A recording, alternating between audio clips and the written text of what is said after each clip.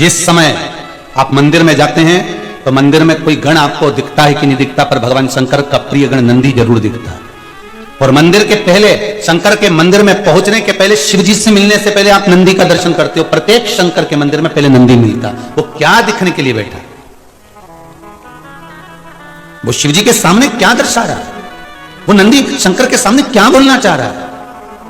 प्रत्येक शंकर के मंदिर में नंदी बैठा मिलता है और वो नंदी हमको ये ज्ञान देता है कि मैंने शंकर भगवान के ससुर तक को नहीं देखा, मैं भगवान शंकर का हूं और शंकर का रहूंगा। तो नंदी ये कहता है कि आप जब शंकर के सामने आओ, आप शिव के द्वार पर आओ, आप शंकर के दरवाजे पर आओ, तो फिर संसार के होकर मत आना, शिव के होकर आना। फिर जैसे शिव मेरे लिए हैं वैसे मैं आपके लिए रहूंगा। फिर क्यों चिंता कर। झूठे नाते झूठे रिश्ते, अरे झूठा है संसार हमने देख लिया, सब मतलब के यार हमने देख लिया। शिव महापुराण की कथा कर रही है और वायु पुराण में वर्णन किया, अगर नंदी गण नहीं होता तो संसार सागर में मनुष्य भी जहरीला हो। वैसे तो जहरीला आज भी है, बस सांप जहरीला दिखता है तो बच लेते हो। मनुष्य भी सर्प जैसा जहरीला है, पर पहचान में नहीं आता कि कब डसेगा।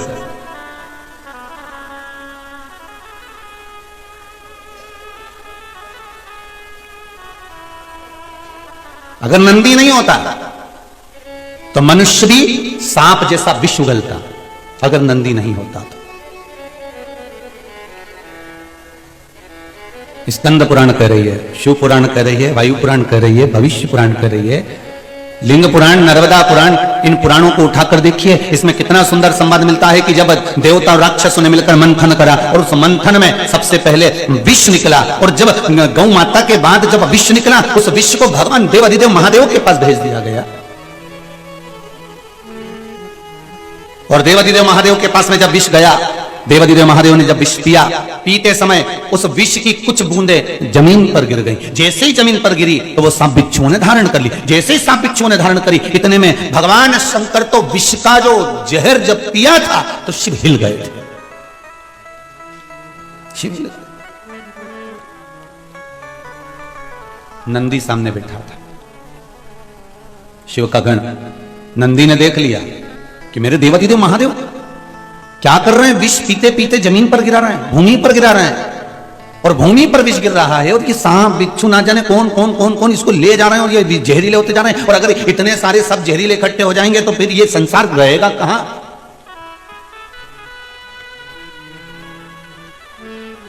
शिव विष पी रहे थे, बूंदे नीचे गिर रही थी, तो नंदी ने सांपों से पूछा। देखिए गण किसको कहते हैं, जरा बहुत ध्यान देना। केवल एक का हित नहीं, संपूर्ण संसार का हित भगवान शंकर के गणों ने करा। अगर भगवान शंकर के गण नहीं होते तो शायद हम रहने का तरीका भूल गए होते। रहने का तरीका कोई सिखा सकता है तो शंकर के गण सिखा सकते हैं।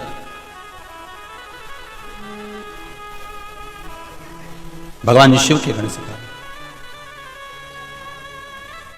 नंदी ने सांप से पूछा, क्या कर रहे हो तुम, ये क्या कर रहे हो। सर्प कहते हैं, नंदीवर तुमको नहीं मालूम, शिव जी के मुख से जो विष गिर रहा है यह प्रसाद हो गया है, इस प्रसाद को हम पा रहे हैं। नंदी ने कहा, भगवान शंकर के पास में विष आया है पीने के लिए, प्रसाद देने के लिए नहीं। कोई कोई प्रसाद ऐसा होता है जिसको स्वयं को लेना पड़ता है, दूसरे को नहीं दिया जाता, जैसे पशुपति व्रत का प्रसाद। तुमने प्रसाद के 3 हिस्से करे, 2 हिस्से मंदिर में छोड़कर आए, 1 हिस्सा साथ लाए। उस हिस्से में से आपको किसी को नहीं देना, वो आपको ग्रहण करना। कुछ कुछ प्रसाद ऐसा होता है जिसको स्वयं लेना। जैसे ब्राह्मण जब पूजन कराते हैं घर के अंदर, वास्तु पूजन हो, देवी का पूजन हो, सप्तशती का पूजन हो, रुद्राक्ष का कोई अनुष्ठान हो, महामृत्युंजय अनुष्ठान हो या कोई भी आप पूजन करने बैठते हो तो ब्राह्मण जो जोड़ा बैठता है ना उसके जोड़े की गोद में एक प्रसाद देते हैं। बोलो देते कि नहीं देते? जब पूजन पूरी होती है तो ब्राह्मण कहते हैं लो साथ झोली रखो, और पत्नी अपना पल्लू करती है, पति उसके नीचे हाथ लगाता है और ब्राह्मण देवता उसमें आशीर्वाद के तुल्य वो प्रसाद दे देता है। अब वो प्रसाद जो ब्राह्मण ने तुम्हारी झोली में दिया है, गोद में दिया है, वो किसी को बांटने का नहीं होता। तुम्हारी गोद का प्रसाद किसी को देने का नहीं होता। जिससे शिव महापुराण जब विराम होती है तो विराम होने के बाद में जब 7वें दिन जब बेलपत्र बांटी जाती है, बेलपत्र दी जाती है कुबेर भंडार की, तो वो बेलपत्र कई माताओं की आदत रहती है कि हमको 2 दे दो, हम 3 ले लें, हम 4 ले लें, तो हमारी बेटी को दे देंगे ना, उसको दे देंगे ना, उसको दे देंगे, अर्थात तुम अपनी लक्ष्मी दूसरे को दे रहे हो। इसलिए यहां से खड़े होकर भी ब्राह्मण आवाज लगा लगा करके एक ही बेलपत्र लेना, एक ही लेना, एक ही लेना, पर हिवड़ा में आसक्ति तो इतनी, मेरे छोरी का दे देना, छोरा का दे दे, मेरे उसका दे देना, उसका दे देना, सब का लेने बटोरे और पल्लू में बांध बना के ले जाने, तू भी ले जाने, तू भी ले जाने, तू भी ले जा। उसके बाद में फिर मन में सोचे बताओ, हम तो इतनी सारी बेलपत्र लाए थे, हमने लाल कपड़ा में धरी भी सरी मार किया भी था कि लक्ष्मी बढ़ेगी, पर हमारी तो बढ़ी नहीं रही है। कारण क्या है? क्योंकि तू पहले ही तो सबको बट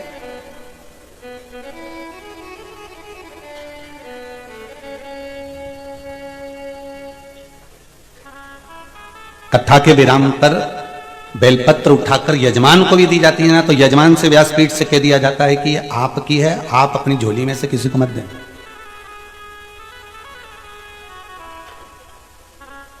पर कितना समझाओ, हम तो इनंग से सुने, इनंग से निकाल दे, और बची कुची थी सब कपड़ा में से झटकार दे, और घर पहुंचे और घर वालों ने कहा क्यों क्या लाई, सब छोरा छोरी की ने बहू ने बेटा की सबकी भरी लाई,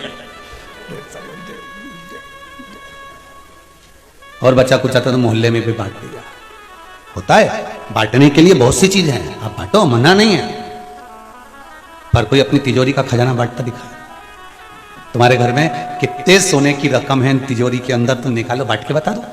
बेलपत्री विराम के दिन की तिजोरी की रकम से कम नहीं होती कि वो बल भंडार है, ये कुबेर का खजाना है, ये साधारण नहीं हो सकती, ये साधारण नहीं है।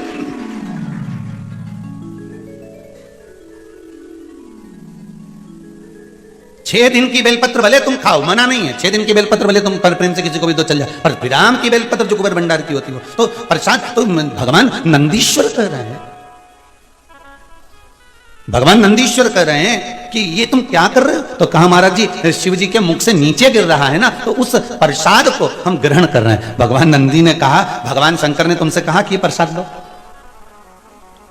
शिव जी बोले कि ये प्रसाद लो तुम।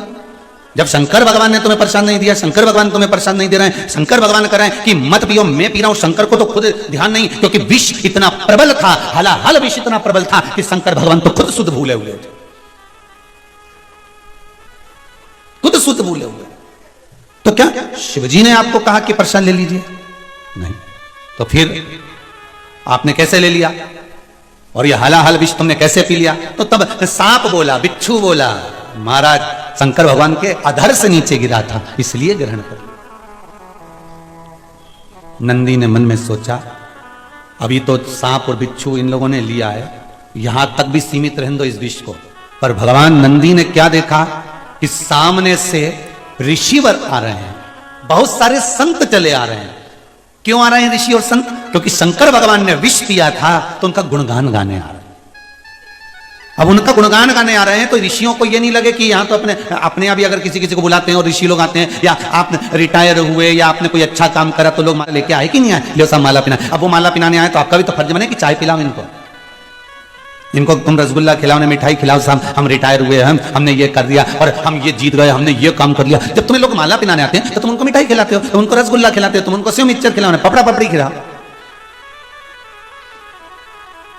अब भगवान नंदी ने विचार करा कि यहां से ऋषिवर आ रहे हैं, देवता आ रहे हैं, संत आ रहे हैं, साधु आ रहे हैं, सन्यासी आ रहे हैं, तपस्वी साधक उपासक सब शंकर जी की स्तुति करने आ रहे हैं। तो नंदी को लगा अगर ये यहां पहुंच गए, और पहुंच गए तो इन्होंने यहां पर ये विष पड़ा हुआ बूंद बूंद शंकर जी के मुख की जो देखी तो ये भी उठा के खा लेंगे। क्या करा जाए? नंदी ने तुरंत शिव जी की ओर देखा और भगवान शंकर की ओर देखकर, अगर आज नंदी नहीं होते शिव के गण तो शायद पूरा विश्व जहरीला होता, पूरा विश्व, पूरा विश्व। शिव जी ने देखा नंदी भगवान शंकर को देख रहे हैं, नंदी भगवान शिव की ओर देख रहे हैं। और नंदी भगवान शंकर की ओर देखकर नंदी ने सोचा, भोलेनाथ जी ना जाने कब नेत्र खोलेंगे, कब मैं उनसे पूछूंगा। उससे पहले एक काम करता हूं, जितनी विष की बूंदें गिरी हुई हैं, जितना जहर भूमि पर गिरा हुआ है, इन सबको मैं चाट जाता हूं। और नंदी ने जो विष नीचे गिरा हुआ था, नंदी उसको जीभान से चाटने लगा।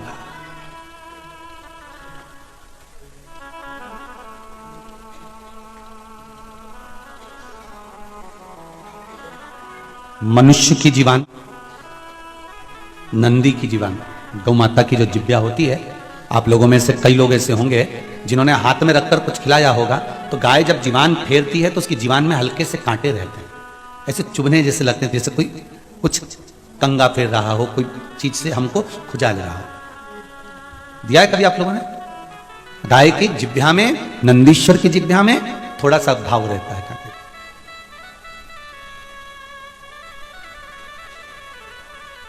जो बूंदें कैलाश पर गिरी थी, नंदी ने जब जीवान से फेरना चालू करा, तो जहां नीचे भी वो बूंद जब दब गई थी, तो नंदी की जिभ्या से वो बूंदें भी निकल कर बाहर आ गईं और नंदी सब चाट गया। चाटा नंदी ने, एक मौन अवस्था में नंदी बैठ गया। शिवजी के नेत्र खुले तब जब ऋषियों ने आकर स्तुति करना प्रारंभ करी। देखिए, शिव गण ना होते, अगर शंकर भगवान के गण नहीं होते तो हम भी जहरीले होते। हमने केवल शंकर जी के गणों में हमने यही देखा कि शंकर जी के गण ऐसे हैं, कोई नंगा है, कोई नग्न वेशधारी है, कोई कपड़े नहीं पहना, कोई का सिर ऐसा था, कोई का मुंडा ऐसा था, कोई के नेत्र ऐसे थे, कोई ऐसा था, कोई वैसा था। हमने जितनी बार भी कथाओं में सुना, हमने यही सुना कि शिव जी के गण ऐसे थे, शंकर के गण वैसे थे, शंकर के गण फाड़ देते थे, नोच देते थे, काट देते थे। पर हमने ये विचार नहीं करा कि शंकर के गण जो शिव जी के साथ रह रहे हैं, वो कितने धर्मात्मा, परोपकारी, कितने सत्कर्मी, कितने भजनावली थे।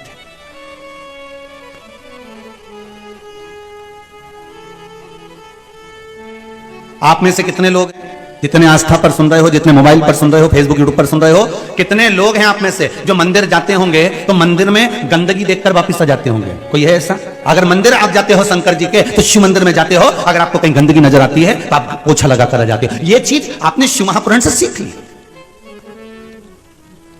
कि शंकर के मंदिर अगर हम जा रहे हैं, शिव के मंदिर अगर हम पहुंच रहे हैं, तो वहां पर एकदम सफाई रखना, हमें शिव मंदिर में आनंद रखना है। अब भगवान शंकर की दृष्टि खुली, क्योंकि स्तुति ऋषियों ने, संतों ने, साधुओं ने, साधकों ने, उपासकों ने करी, दृष्टि खुली। और जब दृष्टि खुली, जैसे ही दृष्टि खुली तो नंदी की ओर दृष्टि गई। भगवान गोवर्धनी, भगवान शंकर ने देखा नंदी को, आवाज लगाई, नंदी।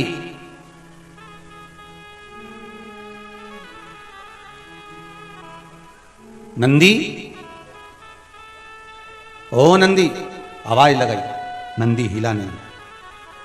विष प्रबल था जिसको भगवान शंकर ने पिया था, प्रबल विष। नंदी फिर आवाज लगाई पर नंदी हिला नहीं। थोड़ी देर बाद देवादिदेव महादेव, जिन्होंने कंठ पर विष को रखा था, वो उठकर खड़े हुए। सारे ऋषि, साधु, सन्यासी, तपस्वी, साधक, उपासक, संत, महात्मा सारे की सारी स्तुति गा रहे हैं। शंकर भगवान ने सबसे पहले नेत्र खोले तो उन साधु, संत, सन्यासी, तपस्वी, साधक, उपासक, स्तुति गाने वाले पर नहीं गई भगवान की दृष्टि। अगर भगवान की दृष्टि गई तो नंदी पर गई। क्यों? शिव महापुराण की कथा कहती है, ढोंग करने वाले और भजन करने वाले भगवान अच्छे से पहचानते हैं कि ये क्या कर रहा है। 2 घंटे तक माला लेके बैठ गए,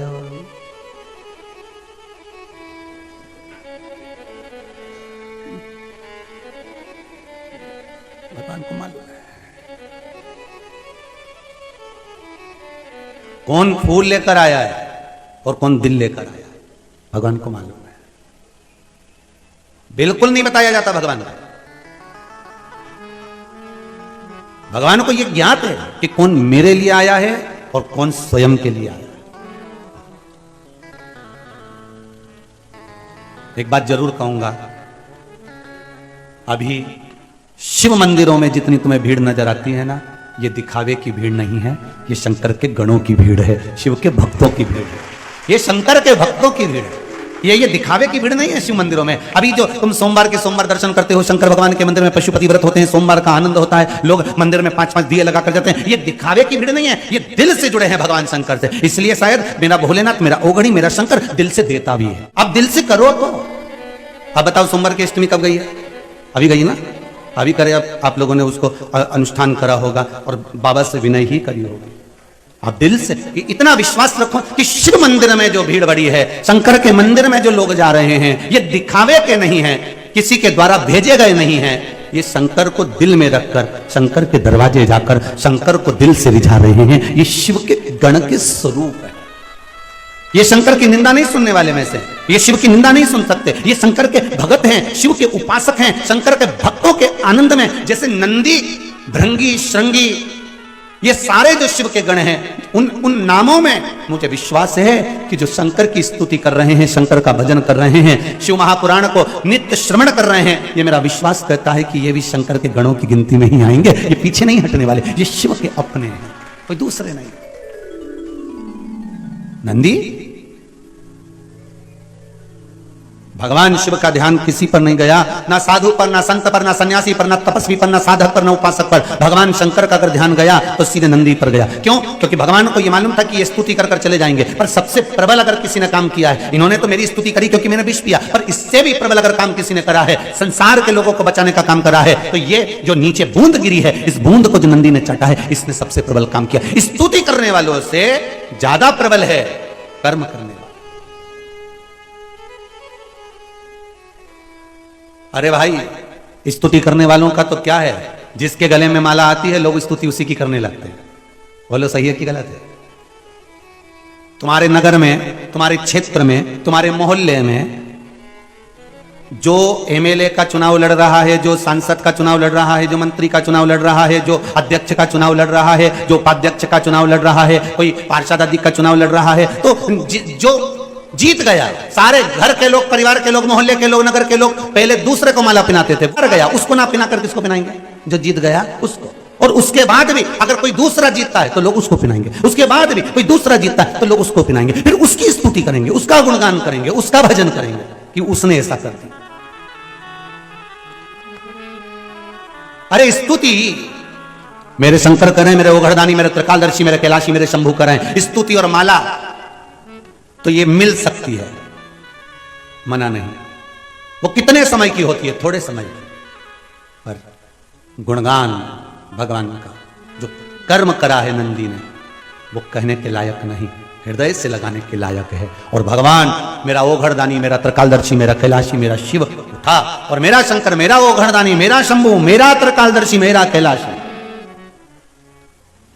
और एक निवेदन आपसे करें, जैसे हम कहते हैं ना कि मेरा शंकर, ऐसा आपको भी दिल से कहना चाहिए, जम के बोलो मेरा शंकर। एक ही तो है जिसको अपन मेरा कह सकते हैं, बाकी के तो सब मतलब के यार हमने देख लिया। झूठ नाते झूठे रिश्ते, अरे झूठा है संसार हमने देख लिया। ये हम एक ही को तो अपना कह सकते हैं। किसी किसी को इसमें भी लगता है कि गुरुजी मेरा शंकर क्यों कहते हैं, उनका है क्या? तो तुम छाती ठोक के कहो कि मेरा है, तुम भी कहो। अभी स्वयं को कहना है। भगवान शिव ने कहा ये संत, ये साधु, ये सन्यासी, ये तपस्वी, ये साधक, ये उपासक जो मेरी स्तुति करने के लिए आए हैं, देवलोक में मैंने जो विष पिया उसकी स्तुति करने के लिए अगर ये आए हैं तो वो करें, मना नहीं है, स्तुति करने में मना नहीं। पर मेरा ओघड़दानी, मेरा शंभू, मेरा त्रिकालदर्शी, मेरा शिव गए और नंदी को उन्होंने गले लगा लिया। नंदी तो अचेत पड़े हुए थे, अचेत, कोई चेतना ही नहीं थी, कोई चेतना। नंदी तो अचेत पड़े हुए हैं, कोई चेतना है ही नहीं शरीर में, कोई चेतना नहीं। महाराज श्री शिवाय नमस्तुभ्यं। भगवान शंकर का जैसे ये मंत्र अचेत को भी चेतना दे देता है, उसी तरह शंकर भगवान का मात्र शिवलिंग का स्पर्श हमें चेतना प्रदान कर देता है। शिव मंदिर के दरवाजे पर जाने से चेतना मिल जाती है। शंकर भगवान नंदी के पास गए और चेतना प्राप्त हो गई। अचेत था, पड़ा हुआ था, रखकर करना तुम्हें पड़ेगा। तुम खाओगे तो तुम्हारा पेट भराएगा और हम खाएंगे तो, जम के बोलिए जरा, हमारा भराएगा। बेटा खाएगा बेटे का, मां खाएगी मां का, पिता खाएगा पिता का, भाई खाएगा भाई का, दोस्त खाए दोस्त का। प्लेट सामने रखी है, ठीक है, और प्लेट सामने रखी है तो क्या पेट भरा जाएगा? जम के तो बोलो जरा, भराएगा नहीं। प्लेट रखी है और पेट नहीं भराएगा। खाना पड़ेगा, कर्म करना पड़ेगा, रोटी का टुकड़ा तोड़ना पड़ेगा, मुख में डालना पड़ेगा। मुख में डाल भी दिया तो दांत से चबाना पड़ेगा, जिह्वा से उसका स्वाद लेना पड़ेगा, गले में उसको घटकना पड़ेगा। महाराज, कर्म इंद्रियां भी कर रही है तो कर्म अपने को भी करना। कर्म प्रधान है, गीता जी में भगवान कृष्ण का है।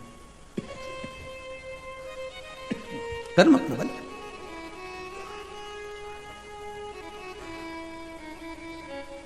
और कर्म की प्रबलता। कर सेवा तू लगन लगा के, मन में सच्चा भाव जगा के। महाराज, कर्म प्रबल करो। भगवान शिव गए नंदी के पास में और नंदी के गले में बैया देकर शंकर भगवान ने कहा नंदी के कानों में, उठो नंदी उठो। एक बार यह कथा कहीं कही तो किसी ने कहा, गुरुजी वो शंकर भगवान ने नंदी से क्या कहा था? तो ये तो नहीं मालूम कि नंदी से क्या कहा था, पर इतना जरूर कहा होगा, श्री शिवाय नमस्तुभ्यं, श्री शिवाय नमस्तुभ्यं, श्री शिवाय नमस्तुभ्यं। ये चेतना दे देता है मन को, जनमानस को चेतना प्रदान कर देता है ये मन।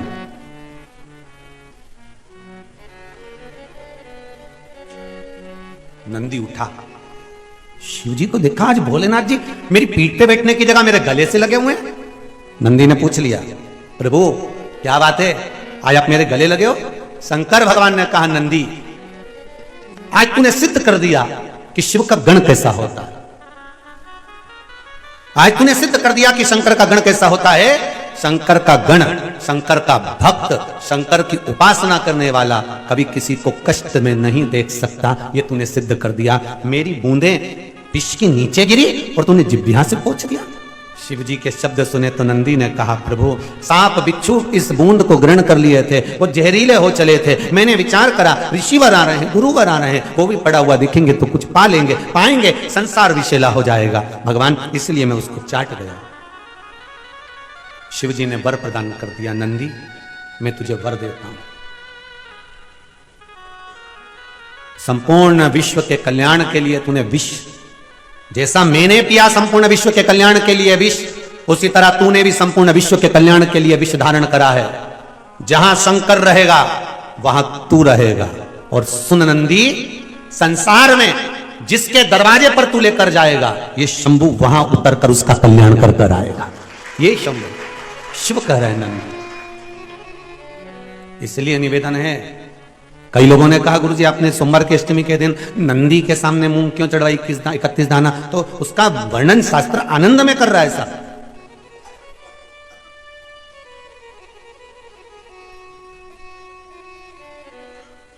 कितना तुम तो नंदी पे भी जानते हो, तुम तो अभी अपने यहाँ जैसे दूल्हा दुल्हन की शादी हो ना, छोरा छोरी की, तो जब छोरे की शादी होती है ना, तो जब वो घोड़ी पे चढ़कर जब दूल्हा बनकर जाता है, तो तुम तो नंदी के सामने मूंग की बात करते ना। घोड़ा घोड़ी पे जो चढ़ के जाए तो उसको चने की दाल गला के खिलाए।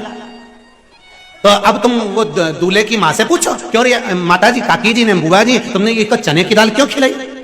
पूछो वो घोड़ी के क्यों खिलाई, वह घोड़ा के क्यों खिलाई? पूछा जाए जरा कि उस घोड़ा घोड़ी के चने की दाल क्यों खिलाई?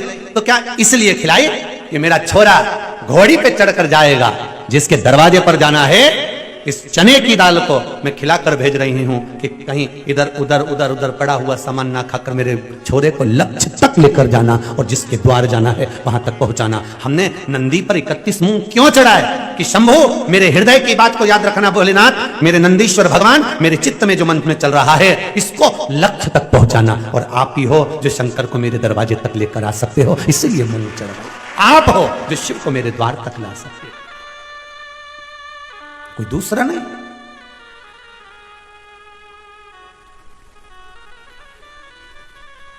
नंदी को गले से लगा दिया, कितना फलित कितना आनंदित होंगे। इसलिए शायद शिव महापुराण की कथा कहती है, शंकर का अनुमोदन करता है, शिव महापुराण वर्णन करती है, स्कंद पुराण में शंकर का पावन चरित्र कहता है। स्वयं भगवान शिव की लीला करती है कि एक बार रावण लंकाधिपति कुबेर को जीत कर आ रहा था, और रावण लंकाधिपति जब कुबेर को जीत कर आ रहा था तभी बीच मार्ग में भगवान नंदीश्वर दिख गए, कैलाश पर नंदी नजर आ गए, और नंदी को देखा तो हंस दिए। नंदी को देखकर हंस रहे कि बताओ, नंदी का मुख देखो, शरीर मनुष्य का है और मुख बेल का लगा हुआ है। अरे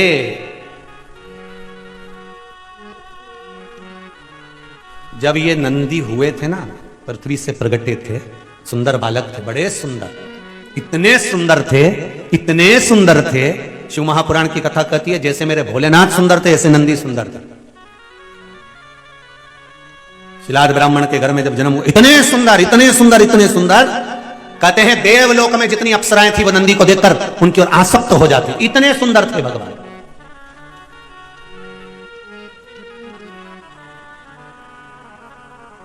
अब लोग कहते हैं ये गण ने कोई सी पुस्तक लिखी है क्या? हमारे यहां तो पढ़े लिखे लोग पुस्तक लिखते हैं, पर शंकर भगवान के गण कोई पुस्तक लिख सकते हैं क्या? कोई आंखों से 4, कोई मुंडा से 5, कोई 6, कोई का पाँव नहीं, कोई का हाथ नहीं, कोई का पेट नहीं, कोई की छाती नहीं, ये कोई पुस्तक लिख सकते हैं? हाँ, शंकर भगवान के गण नंदी ने एक पुस्तक लिखी जिसका नाम था कामशास्त्र।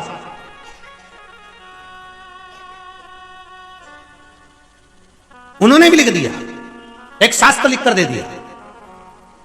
देवलोक की अप्सराएं, देवलोक की देवताओं के धाम में निवास करने वाली अप्सराएं नंदी को देखकर इतने आनंद में, इतना सुंदर बालक, इतना सुंदर बालक, इतना सुंदर बालक, बस इतना सुंदर जितने मेरे देव अधिदेव महादेव सुंदर, क्योंकि शंकर के तो एक स्वरूप है नंदी, जितने शिव सुंदर।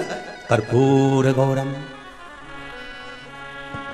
करुणावतारम संसार सारम भुजगेरा सदा संतम विजयार वंदे भवम भवानी सहितम। इतने सुंदर हैं जो कर्पूर गौरम, कर्पूर के स्वरूप की तरह नंदी भी इतने सुंदर, मेरा शंभु भी इतने सुंदर, मेरा विश्वनाथ, मेरा महाकाल राजा, मेरा कैलाशी, मेरा कुबेर भंडारी, मेरा कुबेरेश्वर महादेव इतना सुंदर। नंदी भी सुंदर है, शिव भी सुंदर। अब नंदी को देखकर सब आसक्त हो जाए। तो नंदी ने विचार करा कि अगर मैं इतना सुंदर रह गया और शंकर जी की सेवा में रहा और लोग शिव जी के दर्शन करने आए, शिव के धाम से, और मुझसे मिले, ये अच्छी बात थोड़ी ना। उन्होंने शंकर जी से कहा, भोलेनाथ, शिव जी ने कहा मांग तुझे क्या चाहिए? प्रभु प्रभु, हाँ मेरा चेहरा पशु का कर दो, बैल का कर दो, वृषभ का कर दो। शिव जी ने कहा इतने सुंदर नंदी का चेहरा अगर मैं वृषभ का बनाऊंगा, बैल का बनाऊंगा, अच्छा लगेगा? नंदी कहने लगे, प्रभु आप तो मेरा चेहरा वृषभ का कर दीजिए, बैल का कर दीजिए। शिव जी ने कर दिया, ठीक है। जितने गण तुमको पीछे फोटो में दिख रहा है, जितने, एक भी सही साथ ठिकाने का दिख रहा है?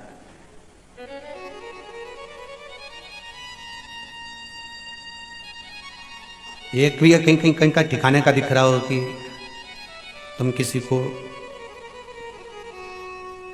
वो कौन सा सुंदरी का अवार्ड होता है? हाँ जो भी हो, भगवान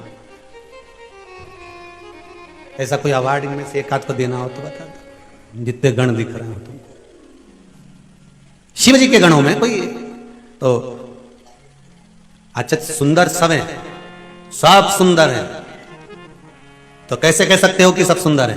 तो शिव महापुराण की कथा में कहा है, सत्यम शिवम सुंदरम, मतलब जो सत्य के मार्ग पर चलता है उसको शिव मिल जाता है, और जिसको शिव मिल गया उसका जीवन तो वैसे ही सुंदर हो जाता है। तो हम